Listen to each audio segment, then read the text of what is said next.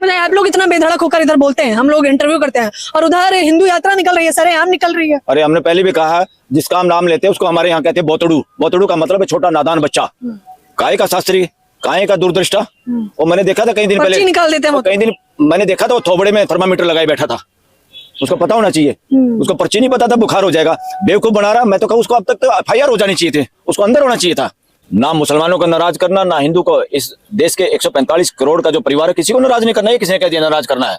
जो नाराज करके इलेक्शन जीतना चाहते हैं वो तो बदमाश है, देश के दुश्मन है। कोई भी, चाहे कोई कांग्रेस हो, बीजेपी हो, BSP हो, SP हो, जो देश को बांट के जातियों में, रिलीजन में, भाषा में जो बांट के इलेक्शन जीतना चाहते हो तो गद्दार हैं सारे के सारे, A to Z। फिर वंदे मातरम के क्या करना मेरे को? वंदे मातरम का मेरी मर्जी है, नहीं कहूंगा।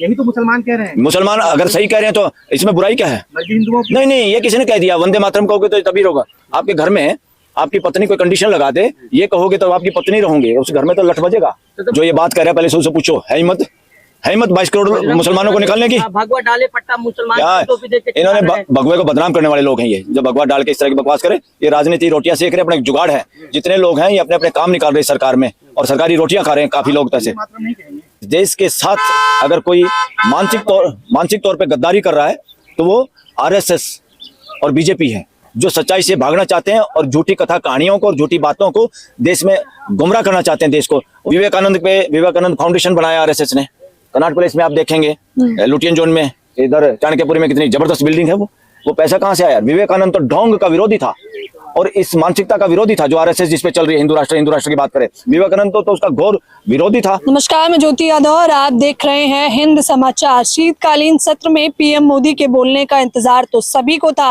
लेकिन एक बार फिर से वंदे मातरम पर चर्चा करते हुए PM मोदी ने नेहरू को ही घेर लिया, यानी कि लाट लपेट कर वो एक ही मुद्दे पर आ जाते हैं। सुप्रीम कोर्ट के वकील बलराज मलिक, जो कि वरिष्ठ वकील हैं, सर कैसे देख रहे हैं? शीतकालीन सत्र में SIR पर चर्चा करना चाहता था विपक्ष, महंगाई बेरोजगारी पर चर्चा करना चाहता था, लेकिन वंदे मातरम पर चर्चा करते करते वो नेहरू पर आ गए। देखो, ये तो मकसद जो स्पीकर सभापति होते हैं ना लोकसभा में, राज्यसभा में, उनकी ड्यूटी है कि देश के इंपॉर्टेंट मुद्दे, कई बार कोई मुद्दा तुरंत आ जाता है तो पार्लियामेंट में बीच में भी उस मुद्दे को रखा जा सकता है और उस पर थोड़ी बहस और प्रश्न उत्तर किए जा सकते हैं सरकार से, और जिम्मेदारी भी है। इस तरह की बहस तो गायब होगी देश की पार्लियामेंट में, और बिना मतलब की बातों को जानबूझ के तवज्जो देके, क्योंकि पार्लियामेंट का यूज भी आज सरेआम इस तरह से हो रहा है जैसे इलेक्शनों को जीतने के लिए पार्लियामेंट का दुरुपयोग हो रहा। पार्लियामेंट देश के पार्लियामेंट है, सरकार की जवाबदेही के लिए पार्लियामेंट है, देश के मुद्दों को उठाने के लिए पार्लियामेंट है। किसी को इलेक्शन जीतने हारने का बैटलफील्ड पार्लियामेंट को नहीं बना सकते, ये दुरुपयोग है, संवैधानिक संस्था का दुरुपयोग है। और जैसे और मुद्दे जो अपोजिशन या पार्लियामेंटेरियन उठाना चाहते हैं, उनके प्रश्नों का जवाब देने के बजाय, उनको समय देने के बजाय स्पीकर और सभापति एक तरह से बहुत बार बाइस्टली भेदभावपूर्ण रवैया करते हुए दिखाई देते हैं, जो कि संविधान का उल्लंघन है और संविधान और लोकतांत्रिक मूल्यों और सिद्धांतों की अवहेलना है। मैं कहूँगा ये अपराध है, लोकतंत्र के प्रति इसी का नाम अपराध है। और प्राइम मिनिस्टर तो नरेंद्र मोदी तो लगातार सारा साल अपने जुगाड़, इलेक्शन के जुगाड़ में रहता है। पार्लियामेंट का भी एक तरह से दुरुपयोग हो रहा है, और वो जो भाषण देते हैं, रोज को भाषण का मकसद सारा कुछ और नहीं होता, अपोजिशन को ब्लेम गेम उनका हथियार है, और उस पे देश का ध्यान भटकाना चाहते हैं, और असली मुद्दों पे वो आदमी बात नहीं करता।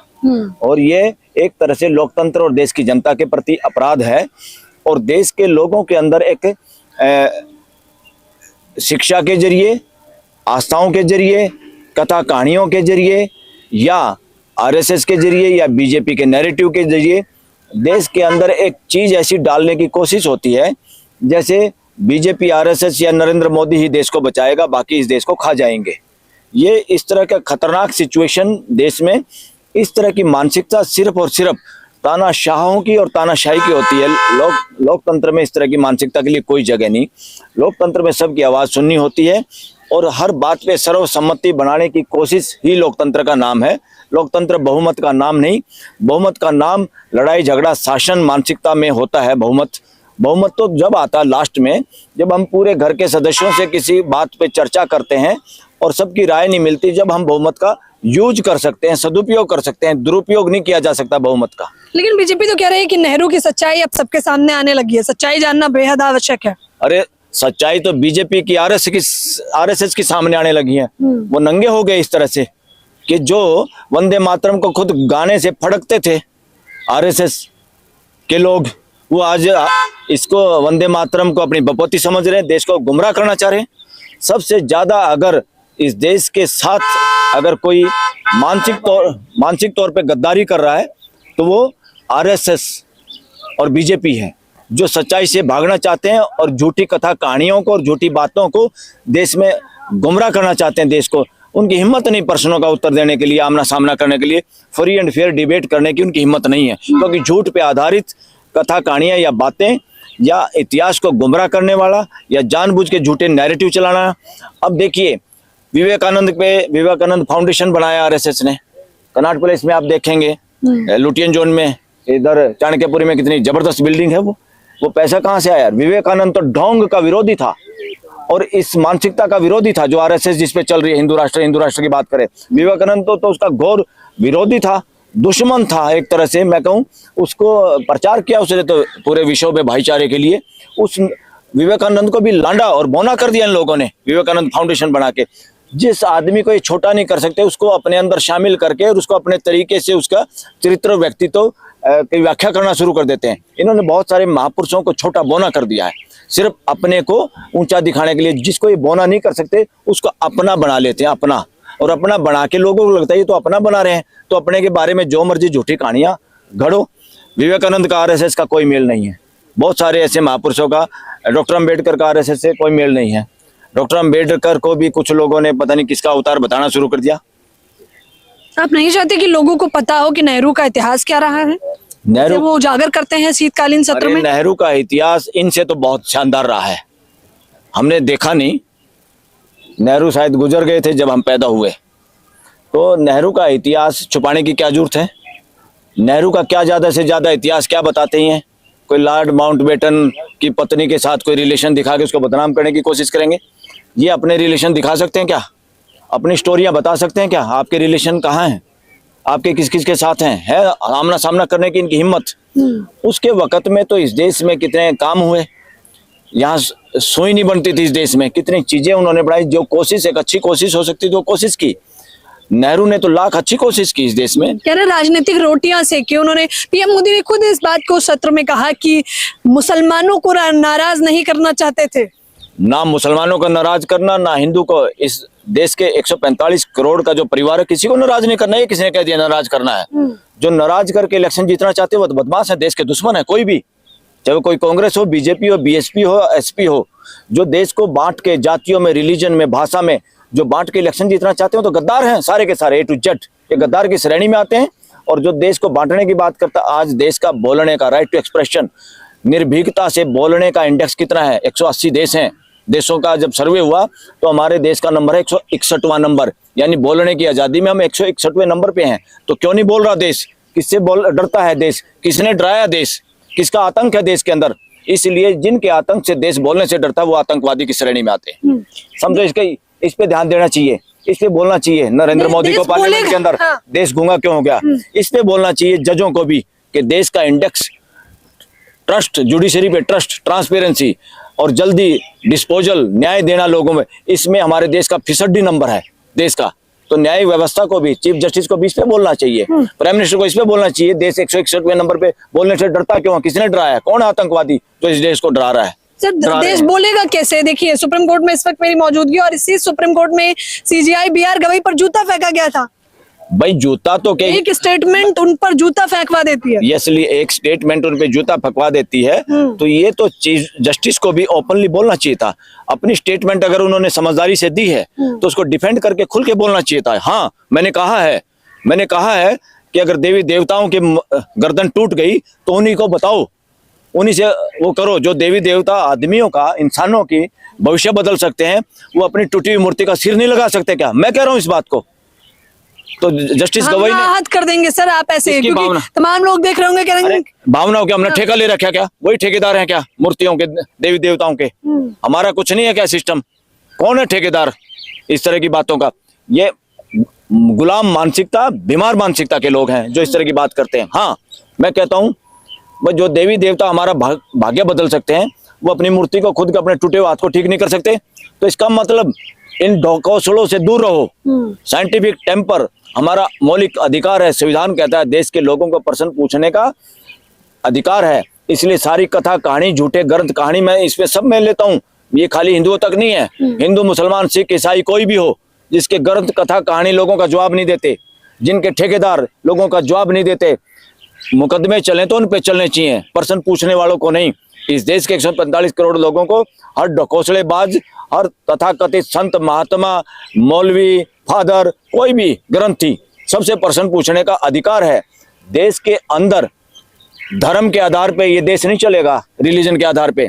धर्म है तो मानवता है। मानवता के लिए कितना ये काम कर रहे हैं, इनको हिसाब किताब मांगो इनसे, सारे ठेकेदारों से, सारे रिलीजन के जगह थे, मंदिर मस्जिद गुरुद्वारों से और गिरजाघरों से ये मांगो हिसाब, और उनको चलाने वालों से हिसाब मांगो कि पूरे देश को और दुनिया को जोड़ने के लिए आप क्या काम कर रहे हैं। अगर देश को जोड़ने का काम नहीं करे तो आप देश के दुश्मन हैं। देश को अगर आप जोड़ने का काम नहीं कर सकते तो आप धार्मिक नहीं है। धार्मिक वही है जो पूरी मानव जातों को जोड़ने की बात करता है। 145 करोड़ की बात नहीं, अब पूरे 800 करोड़ की। क्यों रशिया के राष्ट्रपति को क्यों बुलाया यहाँ पर? क्यों? क्योंकि पता है ना, जब पाकिस्तान ने जहाज गिरा दिए, बेइज्जती हो गई, अरे इधर से उधर से हथियार खरीदने हैं रशिया से, तो इसका मतलब 145 करोड़ में काम नहीं चलेगा, पूरे 800 करोड़ का काम चलेगा। 800 करोड़ लोग शांति से कैसे जी पाए? कोई देश के प्रधानमंत्री या सरकार ठेकेदारी नहीं ले सकती देश के लोगों को मरवाने का। देश के लोगों की सुरक्षा हर हिसाब से होनी चाहिए, चाहे मैत्री करके हो। युद्ध से लोगों की सुरक्षा नहीं हो सकती, मैत्री से ही सुरक्षा हो सकती है। लगातार युद्ध करने से कोई प्रधानमंत्री, कोई सरकार महान नहीं हो सकती। सरकार और नेता वही महान है जो पूरी मानव जाति को जोड़ने की ताकत रखते हैं। वो दिमाग में उनके वो ताकत है, वो उस तरह की राजनीति करते हैं। अब राजनीति सत्ता में बने रहने के लिए, इलेक्शन जीतने के लिए जो राजनीति हो रही है, वो राजनीति नहीं, वो षड्यंत्र है। चाहे कोई भी पॉलिटिकल पार्टी करे।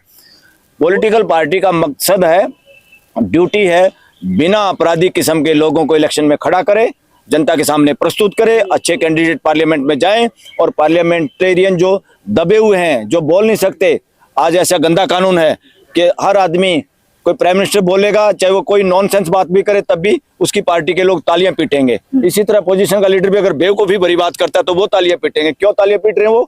वो देश के हित में नहीं पीट रहे हैं, वो अपनी टिकट पक्की करने के लिए, अपना मंत्रालय पक्का करने के लिए तालियां बजाते हैं।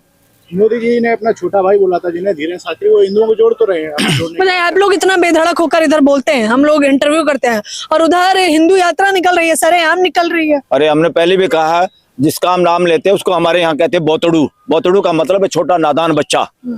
काहे का शास्त्री, काहे का दूरदृष्टा। और मैंने देखा था कई दिन पहले निकाल देते हैं, कई दिन मैंने देखा था वो थोबड़े में थर्मामीटर लगाए बैठा था। उसको पता होना चाहिए, उसको पर्ची नहीं पता था, बुखार हो जाएगा, बेवकूफ बना रहा। मैं तो कहूँ उसको अब तक तो FIR हो जानी चाहिए थे, उसको अंदर होना चाहिए था, उसको तिहाड़ जेल में सुधार गृह में सिखाने चाहिए थे उसको ये मानवता क्या होती है। अरे ये लोगों को ढोंग सिखा रहे हैं और ये सरकार ढोंग को बढ़ावा दे रही है। 3 लाख लोग ढोंग कर रहे हैं सर। ढोंग नहीं कर रहे, 3 लोगों को बेवकूफ बनाया जा रहा है। लोगों को एक भय में, एक मसीहा आएगा आपको बचाएगा, इसी तरह से गॉड नाम की चीज है ना, वो बचाएगा सबको। कितना बचा दिया, अरे कितना बचा दिया। उस कोरोना से भी आपने भगवान भगवान गॉड गॉड या ईश्वर ईश्वर करके देख लिया, कितना बचाया। बचना खुद है, समझदारी से। इंसान को दिमाग मिला है नेचर में, और दिमाग अप्लाई करो और हार्मोनी से जियो और बीमारियों से भी बचो। तो ये सारी, इसीलिए जो लोगों को कहते हैं वो क्या होगा, हनुमान चालीसा पढ़ लो या महामृत्युंजय जाप कर लो या फलाना कर लो, ढिकड़ा करो, कुछ हुआ क्या आजकल हासिल? हमारे वो सत्यपाल मलिक गवर्नर कहते थे कि इंदिरा गांधी ने भी महामृत्युंजय जाप करवाया था, बुलडोजर चला के स्वर्ण मंदिर के पास। अंदर डर था कि भाई मेरी हत्या होगी, क्योंकि जब आदमी कुकर्म करता है ना, उसको डर लगता है, खुद ही डर लगता है। तो क्या हुआ जाप में? मैं कहूंगा वो हत्या सही नहीं है। हत्या का बदला हत्या नहीं हो सकता, आंख का बदला आंख नहीं हो सकता। मानवता में अक्षमा करना, मिल बैठ के बात करना, और पूरे परिवार है 145 करोड़ का। ये परिवार आजकल 5-4 आदमी का, अब 2-2 आदमी का परिवार नहीं है। परिवार पूरा असली में तो 700 करोड़ लोग जो धरती पर एक परिवार है। ये समझाने की, समझने की जरूरत है। वंदे मातरम को लेकर विवाद हो रहा है, मुसलमानों को कहा जा रहा है वंदे मातरम, हिंदुस्तान में रहना है तो वंदे मातरम। अरे कौन ये बकवास कर रहा है? ऐसा कुछ नहीं होगा, ना उनकी हिम्मत है। जो ये बात कर रहा है पहले से उससे पूछो, है हिम्मत? है हिम्मत 22 करोड़ मुसलमानों को निकालने की? भगवा डाले पट्टा मुसलमान क्या की टोपी देख के इन्होंने चिल्ला रहे हैं। भगवे को बदनाम करने वाले लोग हैं ये, जो भगवा डाल के इस तरह की बकवास करे। ये राजनीति रोटियां सेक रहे, अपना एक जुगाड़ है। जितने लोग हैं ये अपने अपने काम निकाल रहे सरकार में और सरकारी रोटियां खा रहे हैं काफी लोग पैसे। मातरम नहीं कहेंगे? कौन? मेरी मर्जी है, कहूंगा कि नहीं कहूंगा, किसी के कहने से तो बिल्कुल नहीं कहूंगा। बताइए सुप्रीम कोर्ट में सर खड़े हो। फिर के वंदे मातरम के क्या क्या करना मेरे को? वंदे मातरम का मेरी मर्जी है, नहीं कहूंगा। यही तो मुसलमान कह रहे हैं। मुसलमान अगर सही कह रहे हैं तो इसमें बुराई क्या है? मर्जी हिंदुओं की। नहीं नहीं, ये किसी ने कह दिया वंदे मातरम कहोगे तो तभी होगा। आपके घर में आपकी पत्नी कोई कंडीशन लगा दे, ये कहोगे तो आपकी पत्नी रहोगे, उस घर में तो लठ बजेगा, तलाक होने वाला है। मोदी जी तो कह रहे हैं पहले जीना ने विरोध किया, मतलब अरे मोदी के मानने वाले वही मोदी विरोध को कर रहे हैं। सारे के सारे मोदी को कहो कि इस देश की सभ्यता संस्कृति का ठेकेदार मत बन। अगर इस देश की संस्कृति सभ्यता का ठेकेदार है तो सबसे पहले हमारी उस बहन बेटी, वो जो विरह के दिन काट रही, क्या नाम है उनकी पत्नी का? यशोदा बहन को प्राइम मिनिस्टर हाउस में ले क्या? हम हमारे बुजुर्ग हमारे लोग, कोई लड़का शादी करके अकेला रहता है तो पूरे घर का दबाव होता है, इसको वहां ले जाओ जहाँ तुम रहते हो। क्या कर रहा है अकेला इतने बड़े घर में? क्यों नहीं लाता? अगर संस्कृति का ठेकेदार है ये, कोई संस्कृति का कोई लेना देना नहीं। जो ये लोग कहते हैं पत्नी छोड़ दी मैंने, या मैंने शादी नहीं की, या मैंने भगवा धारण कर लिया, मैं देश की सेवा करूंगा, ये देश को गुमराह करने वाले लोग हैं ऐसे सब लोग। इनसे बचो, ऐसे लोगों से।